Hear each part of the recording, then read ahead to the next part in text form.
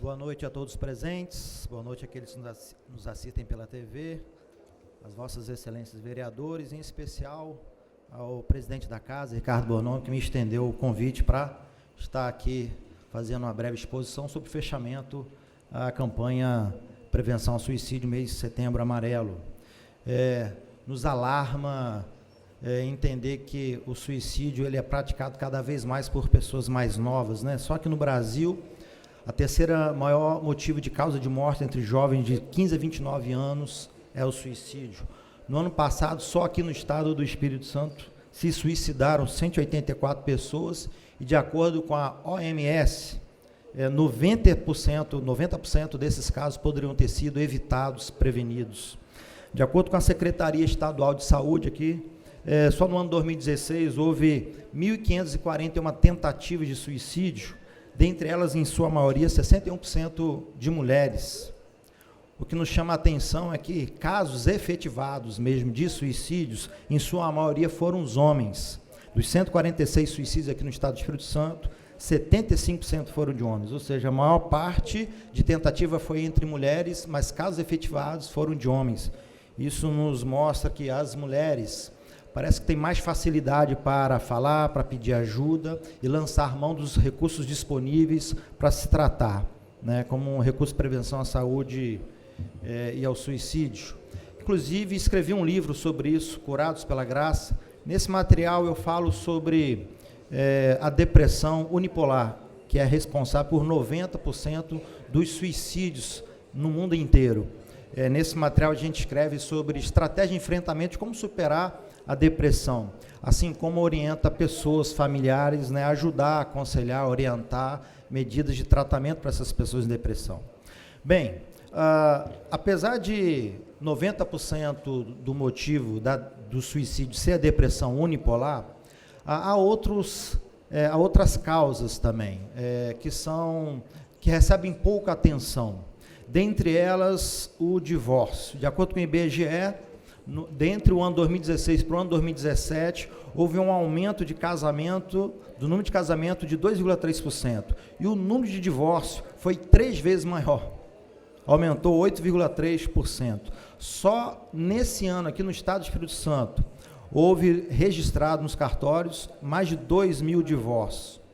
E nós sabemos que há pessoas que não suportam, não sabem lidar com o rompimento da relação e acabam não apenas se suicidando, mas cometendo homicídio. Também escrevi um livro sobre isso, Casamentos Saudáveis. Nesse material também coloco aqui a minha experiência clínica como psicólogo para ajudar os casais a manterem saudável sua relação e a prevenirem casos como esse de suicídio. Bem, há um outro dado também, triste aqui de se falar desses dados, porque envolve nossas crianças aqui do Brasil, né, e que tem cada vez mais crescente número de suicídio em classes dessa faixa etária. A Secretaria de Direitos Humanos aqui do Governo Federal divulgou que do ano 2016 para o ano 2017 houve um aumento de 10% dos casos de violação dos direitos humanos das crianças. Só no ano 2017 foram registrados, dados esses coletados pelo Disque Denúncia 100 e coletados pelos conselhos tutelares do Brasil inteiro, mais de 61 mil casos de negligência, mais de 39 mil casos de violência psicológica e mais de 20 mil casos de violência sexual. E o que nos espanta é que mais de 45% desses casos ocorreram na casa das vítimas. Crianças, por exemplo, que sofreram abuso sexual podem não se suicidar logo após o ato, logo após serem vitimizadas, mas não diagnosticadas, identificadas e tratadas adequadamente com um tratamento psicológico, se não houver um espaço de escuta, elas podem chegar à juventude ou à adultez e, por causa desse mal não tratado, dessa questão psíquica pendente, podem cometer suicídio. Para isso também, na minha experiência clínica, também escrevi um livro, Pais Saudáveis, Filhos Saudáveis. Nesse material aqui trato como é que contribuições da psicologia para orientar pais, tratar seus filhos de forma saudável, autônomos e também para ajudar esses pais a identificarem sintomas nos seus filhos, de qualquer tipo de violência que eles estejam sofrendo, de atores institucionais nas repartições onde atuam, como, por exemplo, nas escolas, ou por parentes também, né? Bem, um outro caso bem conhecido da gente, que pode levar pessoas ao suicídio, é o endividamento. Só aqui no nosso estado do Espírito Santo, registrado pela CDL Vitória, aqui nesse ano, foram registrados mais de 723 mil pessoas no SPC.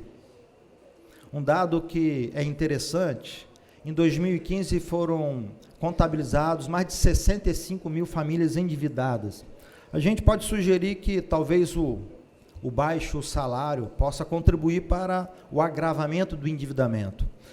Entretanto, mais de 38% dessas 65 mil famílias endividadas ganham mais de 10 salários mínimos.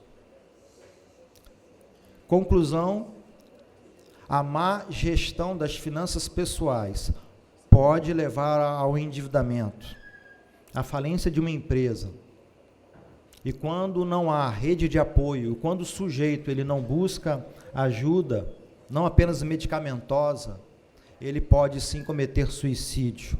E nesse caso vale ressaltar, senhores, que o uso de medicação não é suficiente para resolver conflitos conjugais. Há pessoas que suicidam porque não conseguem superar a perda do casamento. Há pessoas que se suicidam porque não conseguem enxergar soluções criativas para romper essa fase difícil financeira. E a medicação não ajuda a pessoa a sair das dívidas, e sim uma boa educação financeira. Também atendo várias pessoas no meu consultório com esses problemas, com esses diagnósticos. Escrevi também um livro sobre isso, Finanças Saudáveis. Nesse material, escrevo como que alguém pode superar de forma adequada, saudável, esse fenômeno do endividamento. Aliás, uma pessoa na região aqui do nosso estado do Espírito Santo, lendo esse material, estava em dívida, pensando ao suicídio. Após fazer esse curso, conseguiu encontrar novas formas de lidar com a sua situação e dar a volta por cima, não saiu da depressão, não cometeu suicídio. Eu sei que há políticas públicas eficazes, né, para o atendimento individual, mas vale ressaltar que podemos avançar mais, muito mais. Por exemplo, poderia haver políticas públicas para propor terapia de casal, a casais que não têm condições de acessar a rede privada, e a rede pública oferece apenas atendimento individual e não atendimento à terapia de casal. Poderíamos também estender cursos, né? Cursos para pais baseados em materiais didáticos bem fundamentados. Sabemos que com o aparelho do governo, como por exemplo o CAPS trabalha com pessoas que já estão diagnosticadas com a depressão maior.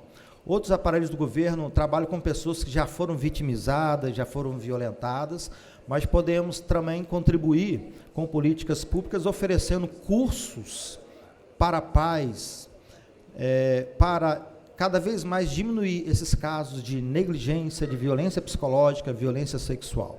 Está aí a minha palavra de alerta, para a gente relembrar cada vez mais os dados que nos alarmam, mas que devem nos fazer sempre ficar atentos, e algumas sugestões aí de contribuição daquilo que ainda podemos fazer. Obrigado a oportunidade a todos.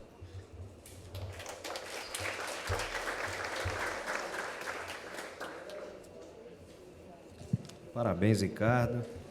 Já tive a oportunidade de ver uma palestra sua e queria lhe propor, se um dia o senhor quiser dar uma palestra aqui na Câmara, pela manhã ou na parte da tarde, nós convidarmos a população em geral para tratar de certos assuntos. Aí eu queria, assim, você me der a liberdade, da minha equipe estar ligando para você. A gente está dando uma palestra dessa, acho que vai ser muito importante. Não só para você, como para a sociedade linharense. Já está aceito o convite? Então eu vou ver a disponibilidade da sua agenda e a gente marca aqui na Câmara um seminário. Nós trazemos algumas escolas, alguns adolescentes, adultos,